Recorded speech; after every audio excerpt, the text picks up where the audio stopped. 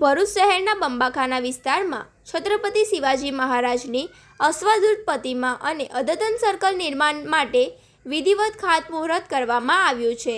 ધારાસભ્ય રમેશ મિસ્ત્રીએ જણાવ્યું હતું કે આ પ્રોજેક્ટ પાછળ અંદાજિત 24.51 લાખનો ખર્ચ કરવામાં આવશે. આ અંતર્ગત સર્કલનું અત્યાધુનિકીકરણ, સૌંદર્યકરણ અને આકર્ષક લાઇટિંગની અદ્યતન સુવિધાઓ ઊભી કરાશે.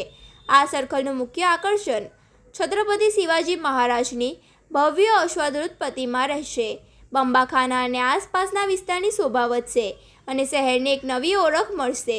સ્થાનિક નાગરિકોની લાગણીને ધ્યાનમાં રાખીને આ નિર્ણય કરાયો છે. આ પ્રોજેક્ટ માટે હું સમગ્ર શહેર વતી GFL કંપનીનો આભાર વ્યક્ત કર્યો હતો.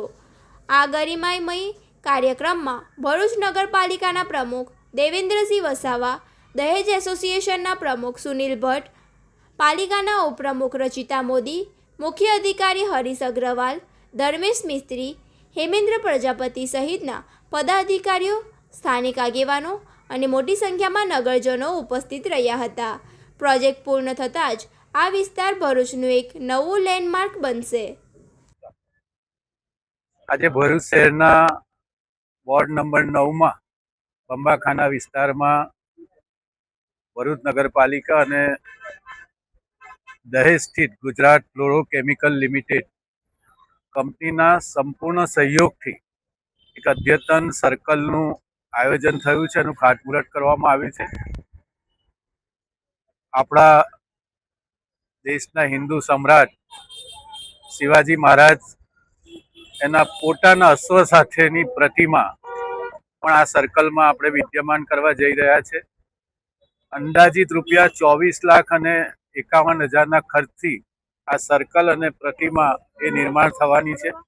સાથે વીજળીકરણના કામનો પણ સમાવેશ કરવામાં આવ્યો છે. આ તબક્કે ભરૂચ નગરપાલિકા, ભરૂચ નગરના શહેરીજનો દ્વારા, વોર્ડ નંબર 9ના તમામ નાગરિક ભાઈઓ બહેનો દ્વારા અમે ગુજરાત ફ્લોરોકેમિકલ લિમિટેડ GFL કંપનીનો હૃદયપૂર્વક આભાર માનીએ છીએ. અને આ વિસ્તારની શોભામાં આ સર્કલ થવાથી ખૂબ વધારો થશે. આ વિસ્તાર એ વર્ષોથી વૈચારિક રીતે પણ રાષ્ટ્રીય વિચારધારા સાથે કમિટ થયો છે અને એના કારણે એને અનુરૂપ શિવાજી મહારાજની પ્રતિમા આ સ્થાને મૂકવાથી આ વિસ્તારના લોકોમાં પણ ખૂબ જ આનંદની લાગણી વ્યાપી છે. Thank you.